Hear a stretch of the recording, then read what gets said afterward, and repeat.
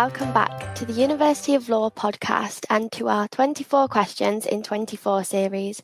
My name is Emily and I am the Clubs and Societies Coordinator in the Students' Union at the University of Law. Today I'm joined by Ben Weisz. Hi Ben. Hi Emily, thanks for having me. No problem. Please could you introduce yourself to our listeners? Yes, so I'm Ben Weisz. I am currently studying the PGDL on a part-time basis at the Bloomsbury campus. Amazing. Could you tell us a bit more about yourself in 60 seconds, maybe some of your hobbies or what you've done previously, and a bit more about why you joined the course? Yeah, certainly. So for the last 10 years, I worked at the BBC. For most of that time, I was a political reporter covering local and regional politics in the southeast of England.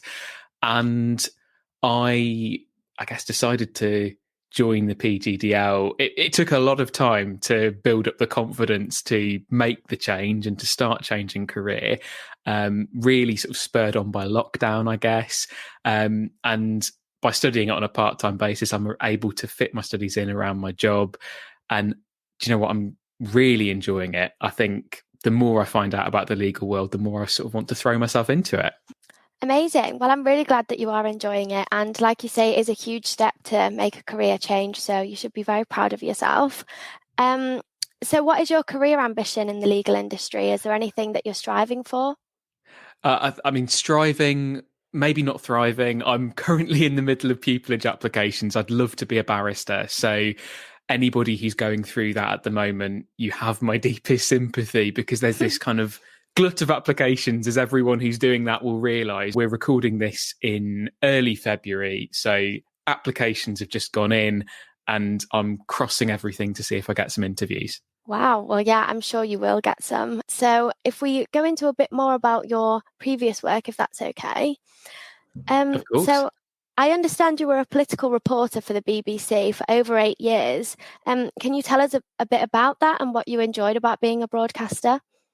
Yeah, certainly. So the job was extremely varied, first of all. That was one of the things I really loved about it. My job description, I guess, was to explain national and local politics to the audience in Sussex and the southeast of England. And sometimes you'd be at a kind of full-on Jackie Weaver style council meeting where there was a big Barney about some planning application. Sometimes you were doing investigative work, trying to expose wrongdoing or, trying to reveal things that the public needed to know about that took a lot longer to put together. I mean, I remember one very memorable, very frantic investigation where we discovered a couple of days before local elections that one of the candidates was pretending to have been a Falklands War veteran, and he had been no such thing.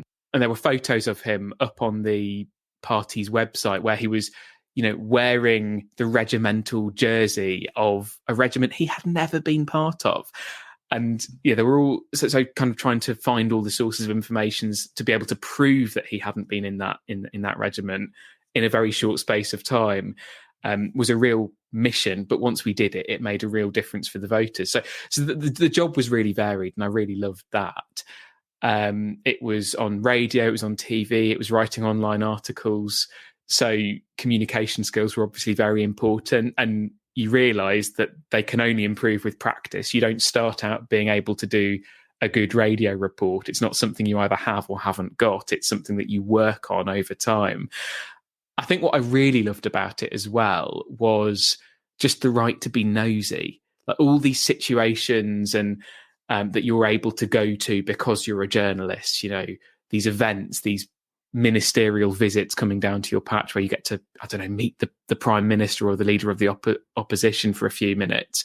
And the right to be kind of invited into people's lives, even very briefly, because something's happened to them or because they're trying to achieve some kind of change, and you can give them that voice or you can reveal something to a wider audience about why that stuff matters.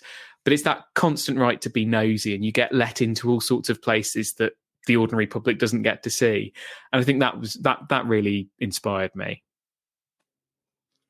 That sounds incredible. And it does seem like something that is definitely a very interesting role. And like you say, the right to be nosy. Everyone wants to know all the gossip, don't they? So having that as your job is just great. I think that's definitely helped you in sort of terms of like being able to speak to people maybe, or having sort of a wider outlook on life. Would you say that that's true based on what you've seen? I think I definitely don't want to. You don't want to sort of suggest that only journalists have this kind of ability to speak to lots of people, but it certainly helps. I think.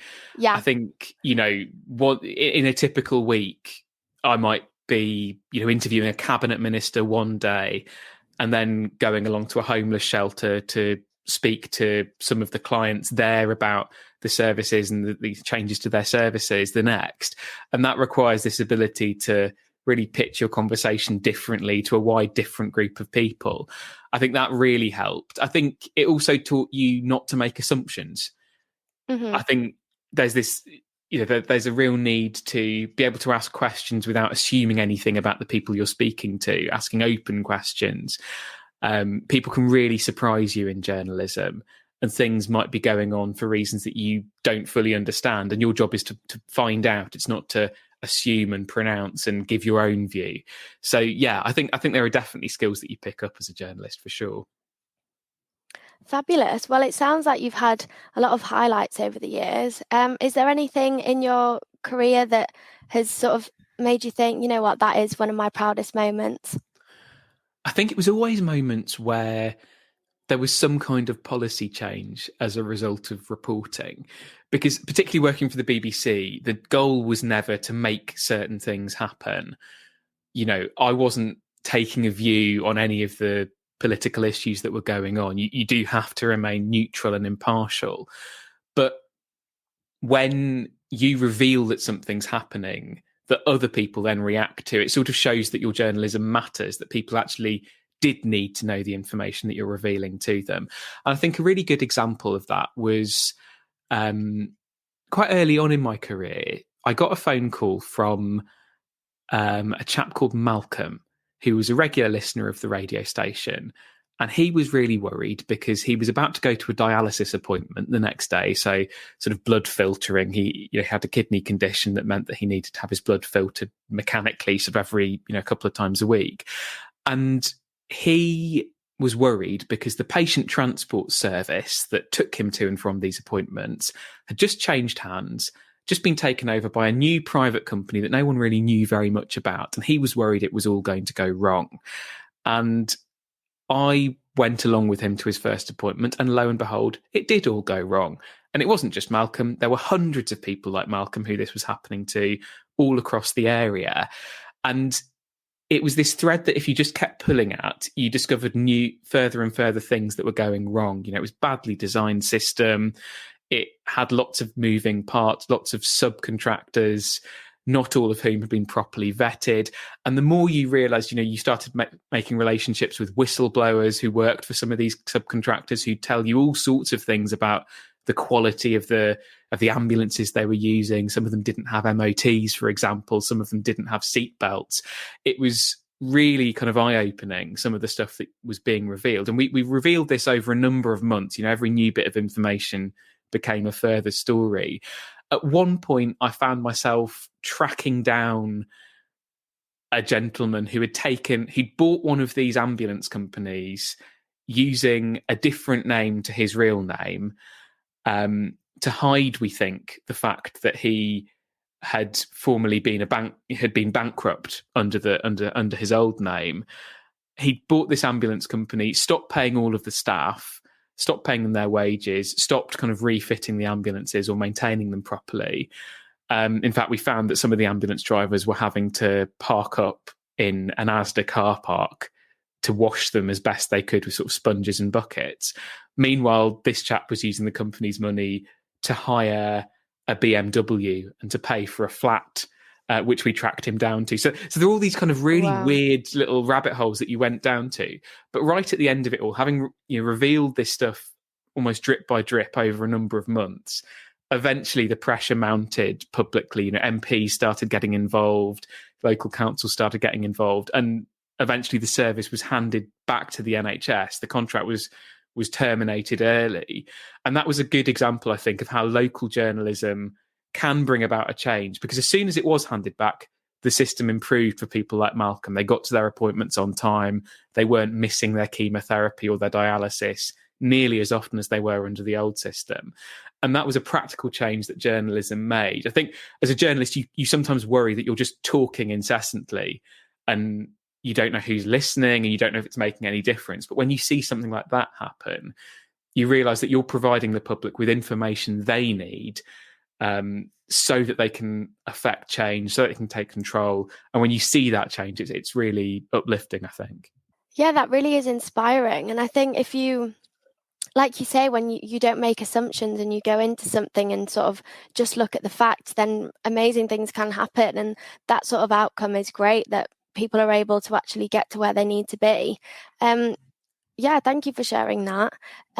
So what made you want to change careers and pursue law if you got to do such incredible things in your previous role? I think there's two things really. I think firstly, and this is going to sound a bit like a pupillage application, isn't it? I think the first thing is advocacy. Because as I say, as a journalist, it's not really your job to speak for anybody. You're just there to speak about them.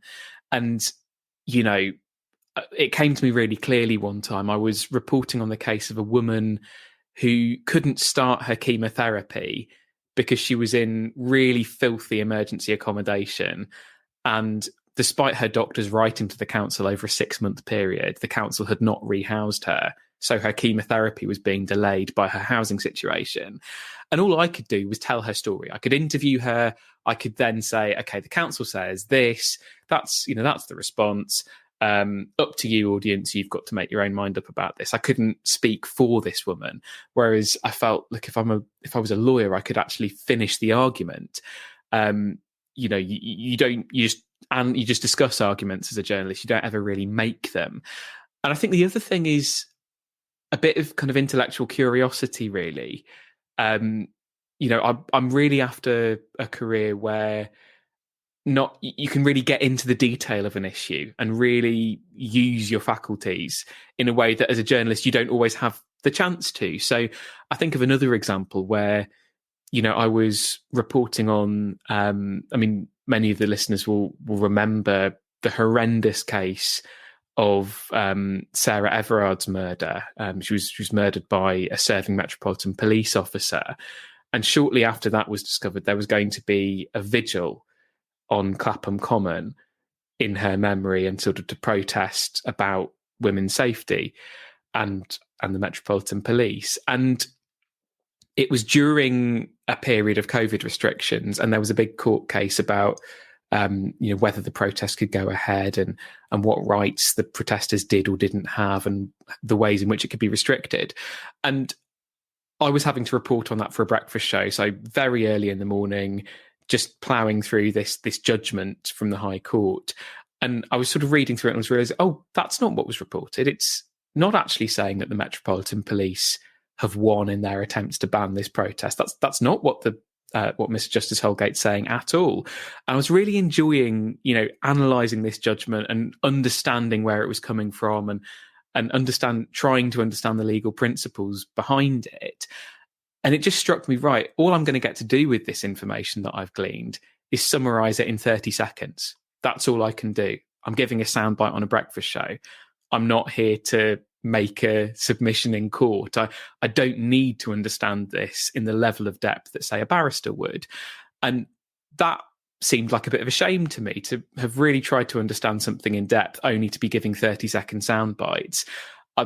And it just struck me that as a lawyer, you really could get into the weeds of an issue. Yeah, I think that's really important what you've just said about how you didn't need to go into the depths of maybe what a barrister would need to, but it's the fact that you wanted to. I think that's really key. And although they may be very different roles in terms of the day-to-day, they are quite similar in the sense that it is information discovering. And I think it's quite empowering to be able to not just report on it, but be able to go that one step further and speak on behalf of these people. So that's really interesting, the ways that it does actually overlap in unexpected instances. So are there any areas of law that you're that you are most drawn to or that you found most interesting during your studies? Well, do you know what? I was thinking about this, and I'm a bit of a kid in the sweet shop still. I'm finding it all really interesting. The things that are really jumping out at me so far are the cases. Um, just a total nerd for the cases. I really am. Like, some of the things that have shaped the law that is still practiced today are from such bizarre historical circumstances, and you just think, the obvious one, isn't it? You just think, well, look, if if she hadn't discovered the snail in her ginger beer bottle, would we even have negligence? My favourite case, it's Scott and Shepherd, which we did in Tort, I think, and it was this mad situation at a country fair in 1773 where some little oik throws a firework and it kind of ricochets around it lands on the butcher's stall, and the butcher picks it up and lobs it somewhere else because they don't want this firework going off on their butcher's stall, and it lands on the pie stall and they ping it off somewhere else, and it goes around sort of 3 or 4 different people before it eventually lands in the poor victim, and it blows up in their face and injures them. And the legal principle of that is that the fact that all of the people who it ricocheted off were acting instinctively, just reflexively, get this firework away from my face, please, means that they weren't a novus actus interveniens. They didn't break the chain of causation between the original person who lobbed the firework. So the person who lobbed the firework doesn't get off just by saying, well, look at all these other people who handled the firework along the way. But it's just the fact that bit of law that is still relevant nowadays came from this completely bonkers situation at a country fair in 1773 that I absolutely love. There's so many things where the root cause has come from a long time ago, and although it has created laws that are useful today, how many laws do actually need to be changed now that we know a lot more information than just sort of throwing a firework around everywhere? I think it's really interesting to see like the curation of a law and how they then have sort of adapted and evolved over the times.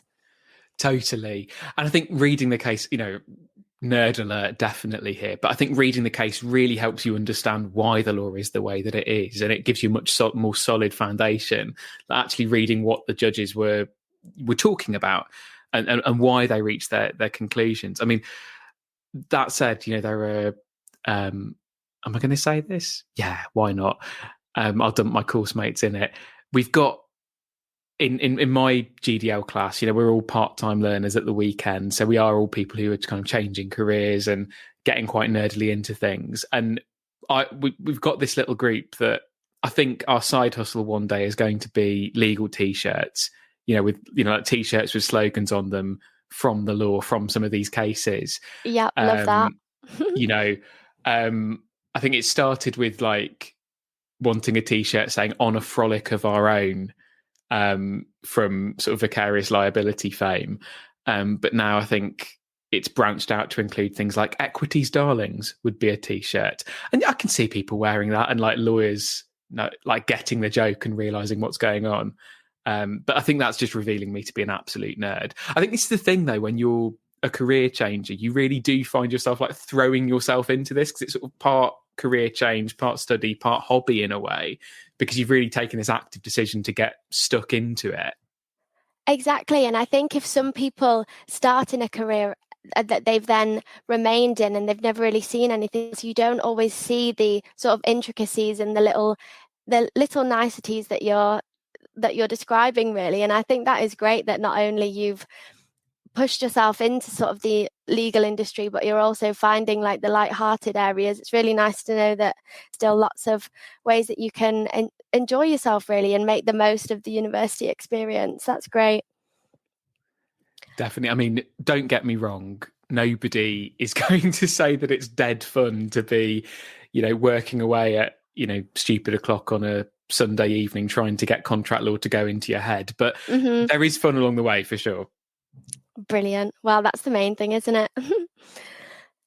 So how have you found the change from broadcasting and journalism to law? I know we've mentioned sort of a couple of similarities, but are there any huge differences that surprised you?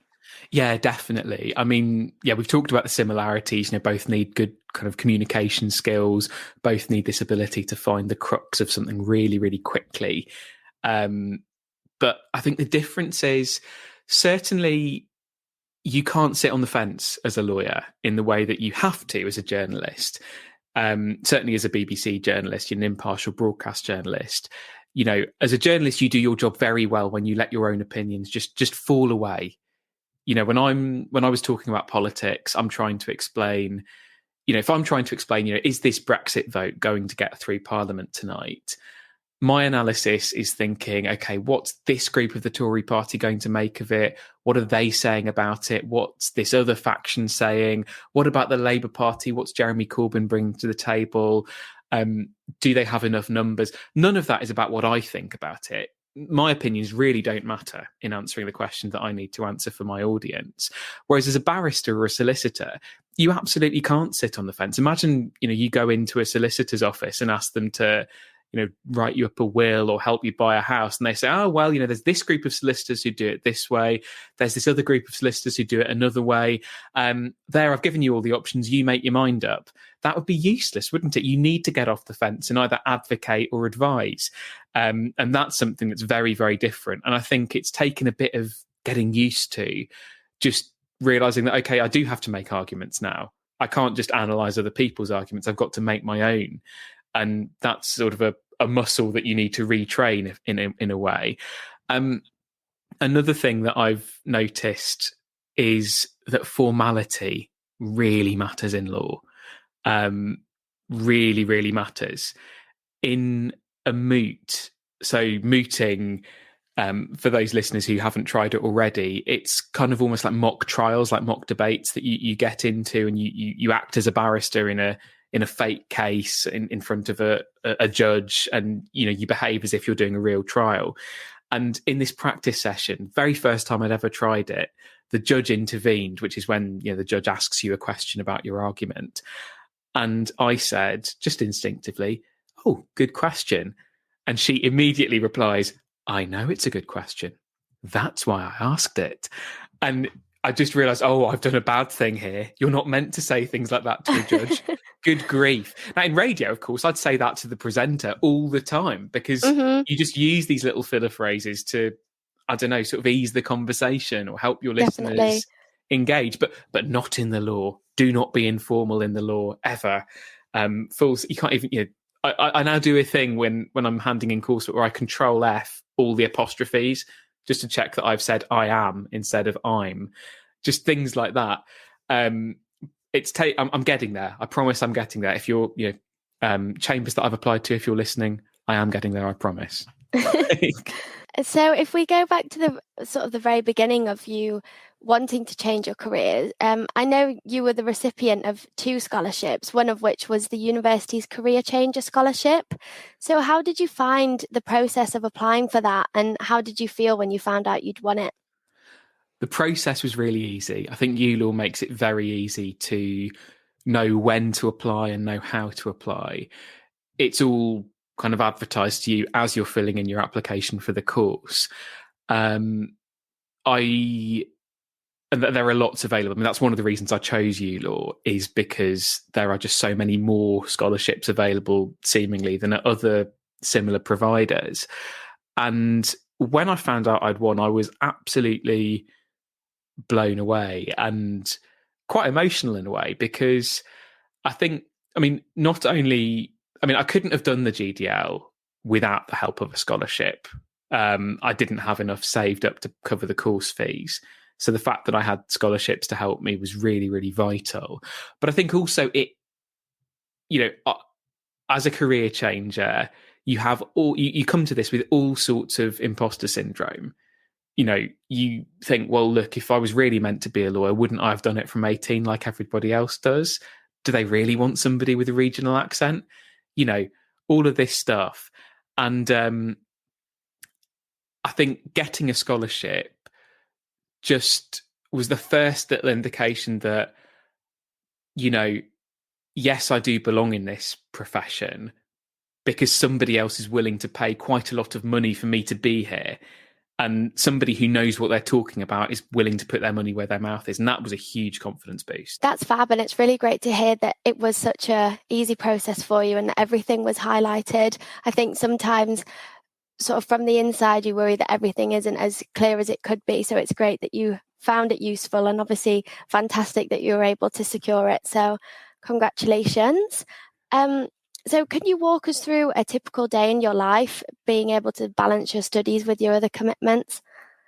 Oh God, if there's ever such a thing as a typical day. I'm still working full time, not at the BBC anymore, but I'm still working in the communications industry, and so I do have a full time job there. So maybe in the morning I'd go for a run or go to the swimming pool or something, and just do something that isn't work for a bit, just to wake up.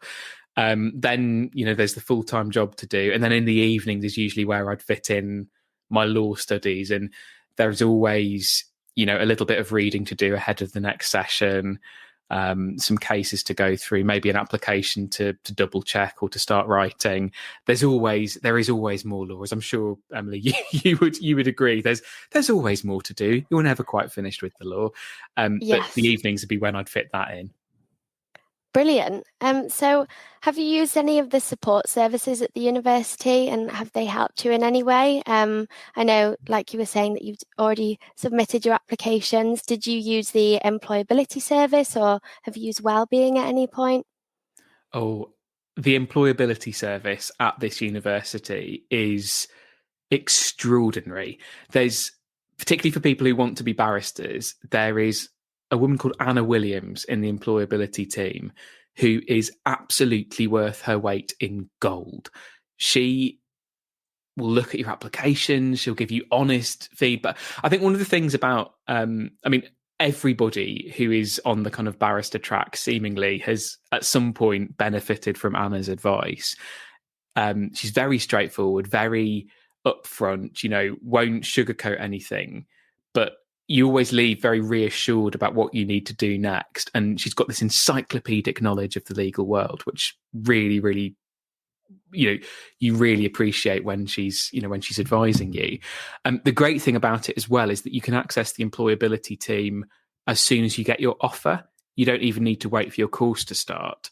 So that's what I did, because I'm completely new to this sector. And it does take a lot longer as a career changer to get anything done, because you've just got less free time to fit in things like mini pupilages and applications.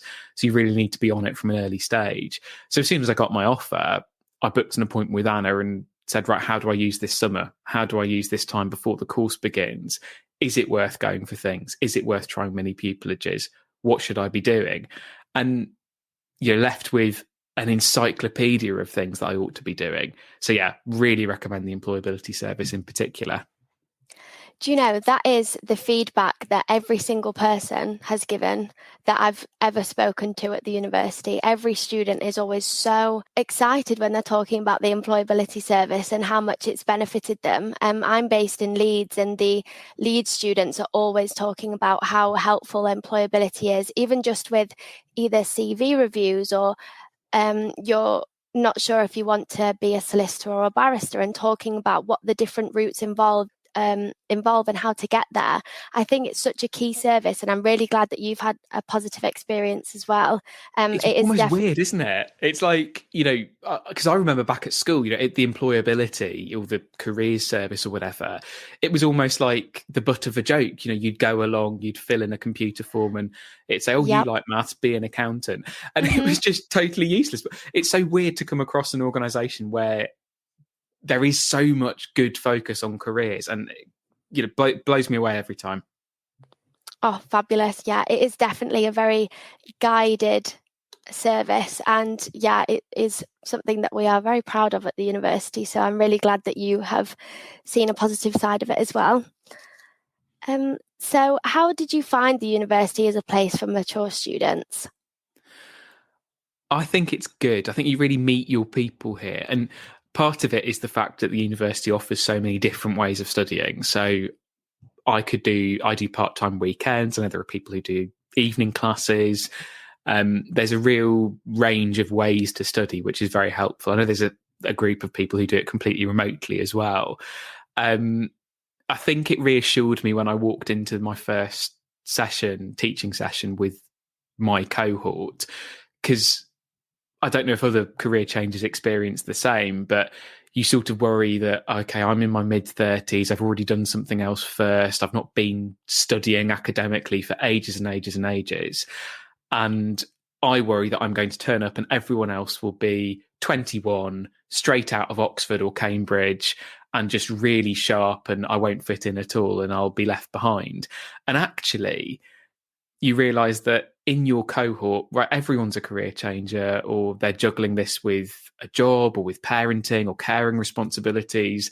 And you've all got the same kind of needs and interests, really, just because of when you're studying. And that was really helpful, I think. So the university offers the flexibility, and it offers people in similar situations that you can they become a bit of a support network. Our WhatsApp group is, a goldmine of useful advice and support, I think. Now, I think the university is also very willing to listen to feedback. Certainly that's what I've found. There was a bit of an issue. The only time really there's been a serious issue, I think, from my point of view, was when there are oral exams, and we didn't get very much notice of the date of these oral exams. And that's fine if you're just a full-time student and you're waiting, between the end of your teaching and you're just waiting for a date to appear in your calendar. But when you're juggling this with full-time work or full-time care and responsibilities, you might need to book annual leave to attend an oral exam, which is going to potentially be in person. No one's really told you. It just takes a little bit more planning. And the university were like, yeah, of course, we get that. Here are the dates in advance. Won't happen again. We'll give you more notice next time.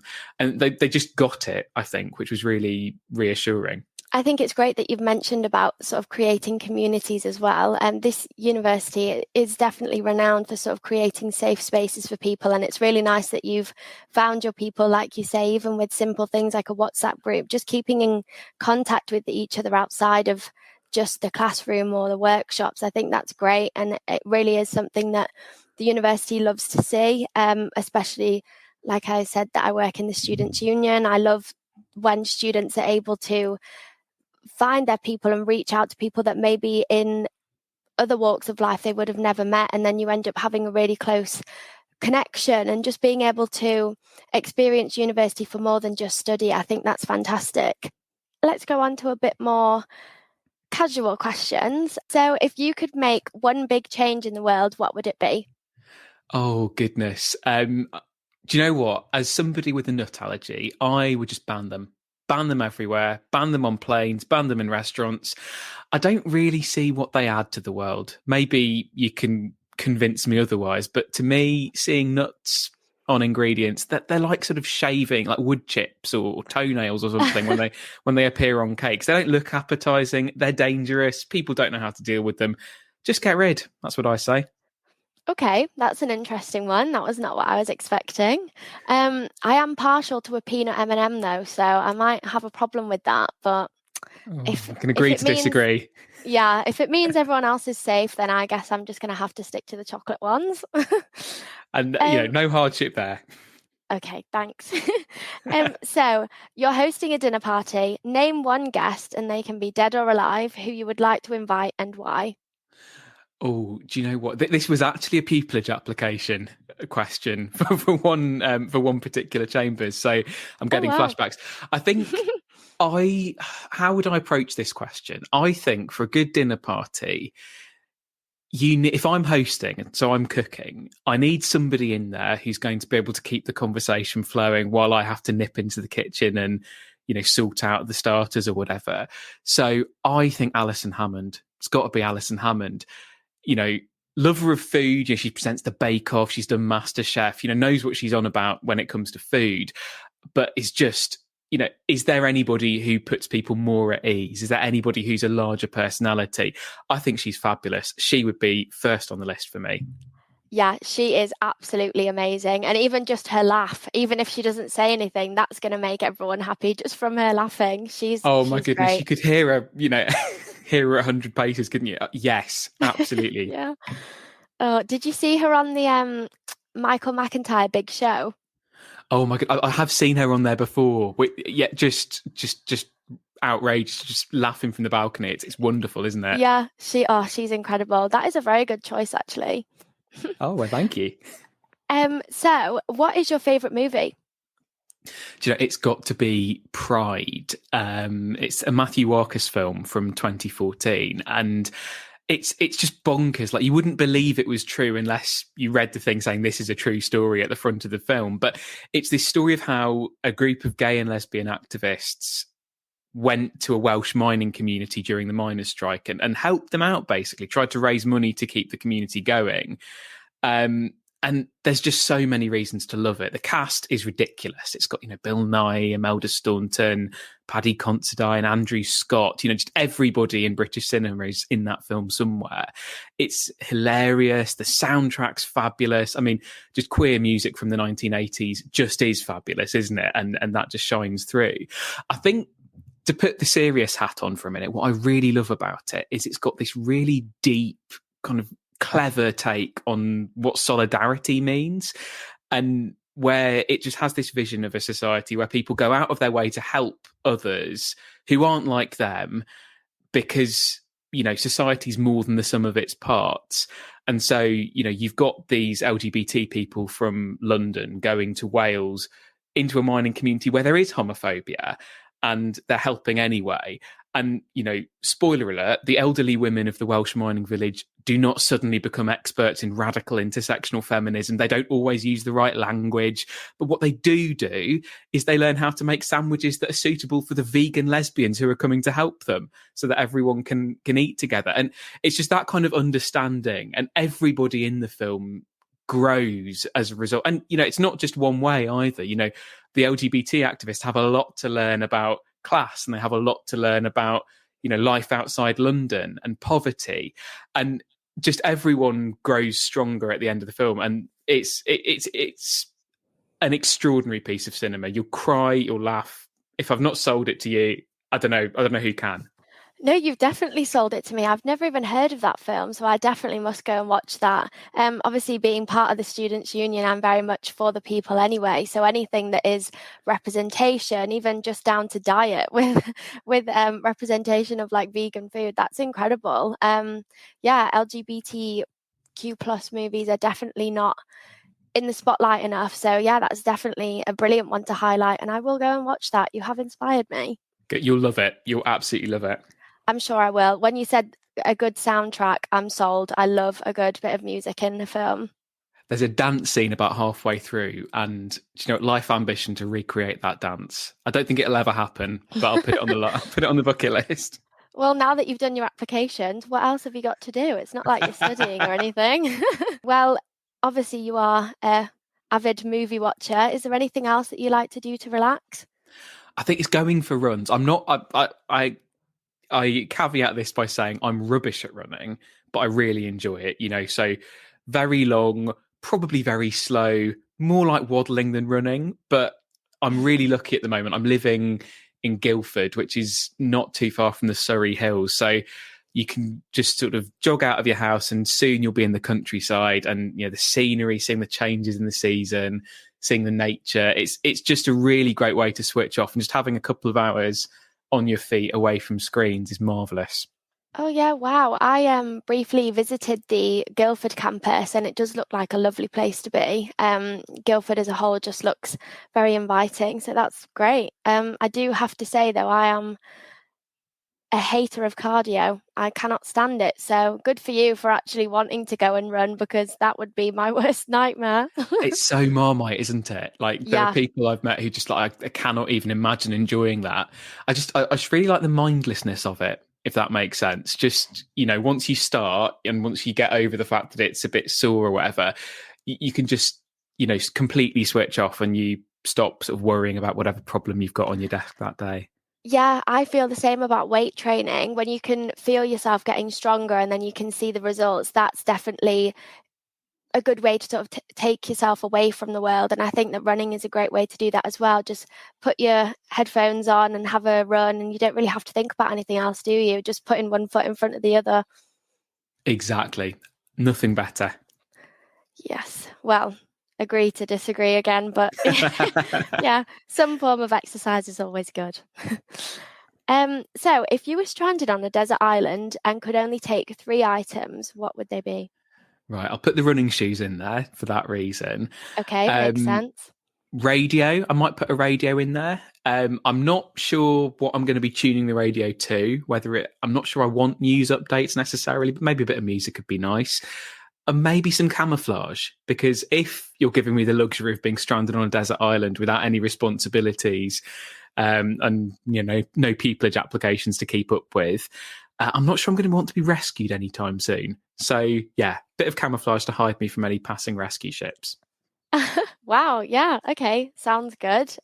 Good idea with the radio as well. Definitely soothing to have that if you can actually connect it to something, but we'll just pretend that you definitely can. Yeah, why not? Podcast or two.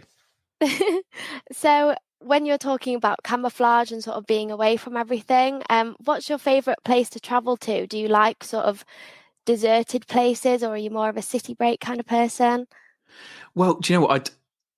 My mother from Northern Ireland would kill me if I didn't plug Northern Ireland at this point. I think everyone's got to. I do love it though. Like, we've got family over there, and we go and stay at the Causeway Coast, sort of near the Giant's Causeway. And it's like, 1 mile up the road is a whiskey distillery. 1 mile along the coast is the Causeway itself. You can't really go wrong there. And everybody's so friendly.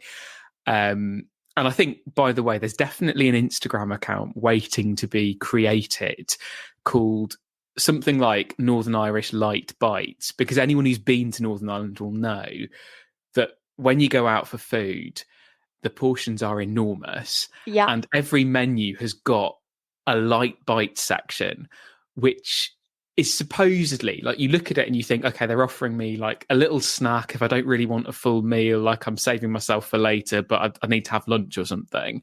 And then you read their light bites menu, and the Northern Irish concept of what counts as a light snack might be ham, egg and chips or a full lasagna. And it's just ridiculous, mismatch of expectations as to what actually counts as a light bite. That is an Instagram account waiting to happen. Yeah, for sure. My mum's from Northern Ireland as well. What part Oh, is your mum nice. from? Oh, my mum's from County Antrim. How about yours?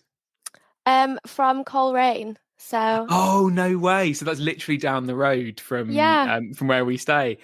Oh, Oh, amazing. Yeah, my grandparents live in Ballycastle. Don't know if you've heard of that. yes. Yeah, with the ferry and everything. Oh, Yes.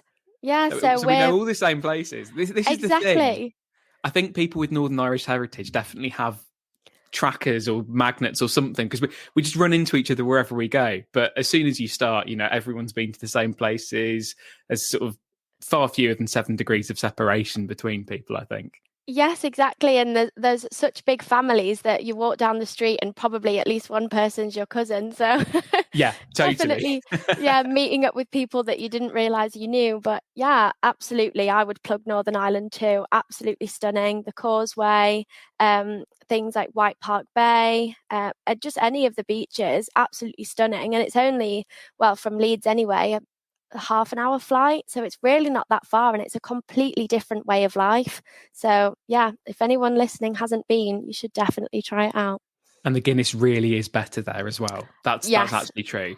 yeah, I agree with you.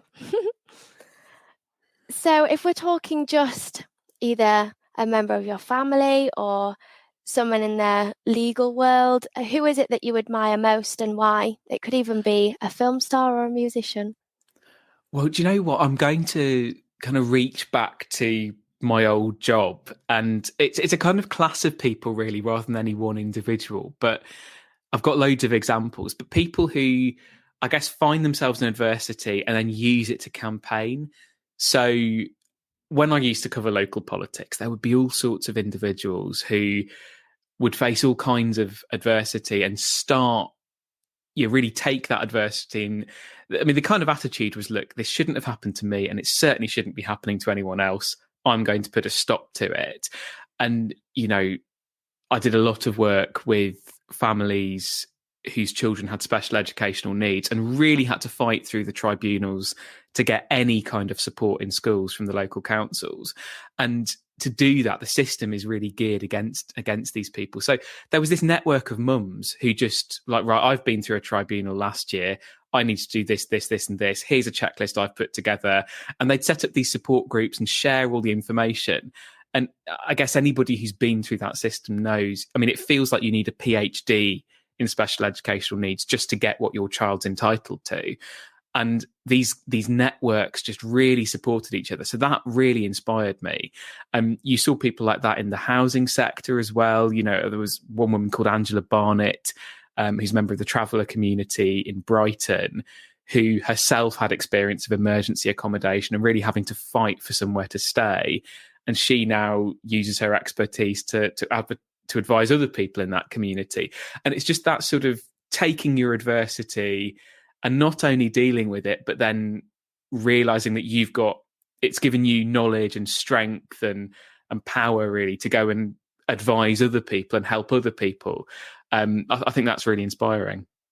I think you're absolutely right. And I think it's great to sort of use experiences and use other people's sort of life perspectives to be able to make those kind of decisions. I think that's a really great idea. And I think people should sort of take heed to that and understand that even if you're in a good place, someone else might not be. And if there is someone to advocate for, then you should always try and advocate for people. And I think that's what's great about the legal industry anyway. A lot of people are very selfless going into it, sort of being able to advocate for people that may not have had a voice previously, or even just being able to create a source of justice that you know that you're proud of.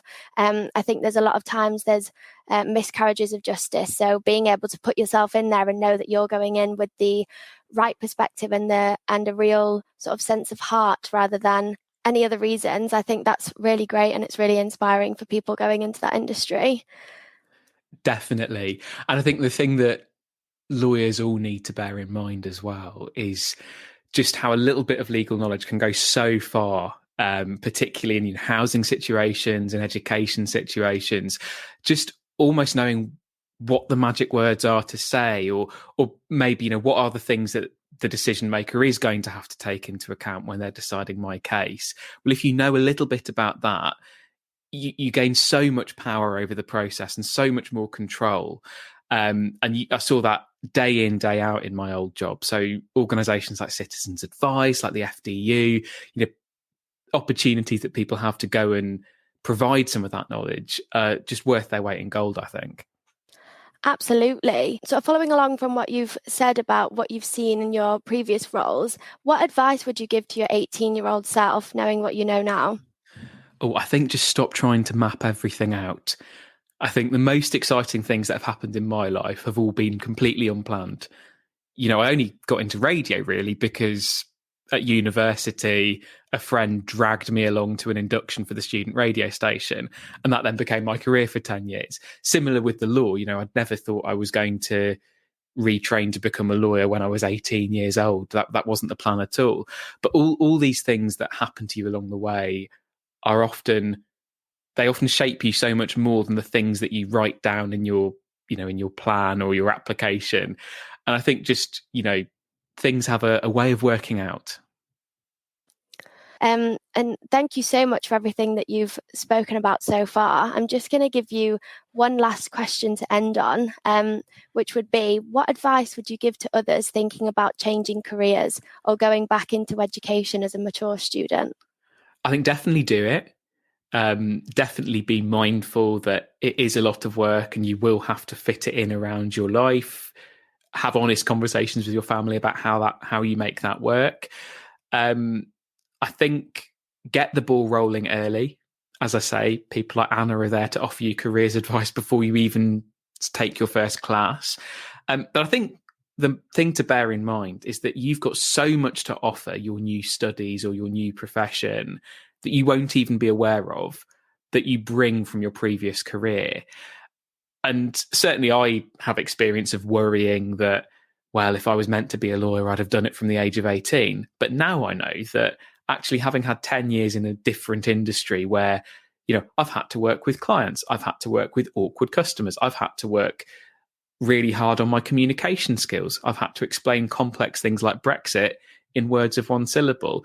I bring a lot of skills through my professional life, which an 18-year-old doesn't yet have. And so you've got to see the fact that you're changing career as an asset, not as a liability. I think that's great advice. And like you're saying, if there's a service to be used, then use it. Employability is there for a reason. Study skills and the library team are there for a reason. If you're unsure on how to approach a resource that you're given, the study skills are great at sort of understanding where ideas have come from, and also just opening up different aspects of different resources that you can make use of. And also the wellbeing team, if you're ever feeling overwhelmed, or if there's something that you're struggling with that you don't really know who to turn to, the wellbeing team are there to support you. So I think even just opening yourself up to the opportunities, and if you've got someone that can help you, definitely use it. Yeah, absolutely. So that would be the end of our conversation today. Thank you so much for joining us, Ben. No, thank you so much for having me. It's been a pleasure. Brilliant. So for all of our listeners, if you would like to learn more about our courses, please visit us at law.ac.uk. Do also follow us to keep up to date and so you can listen to our next episode. Thank you for listening.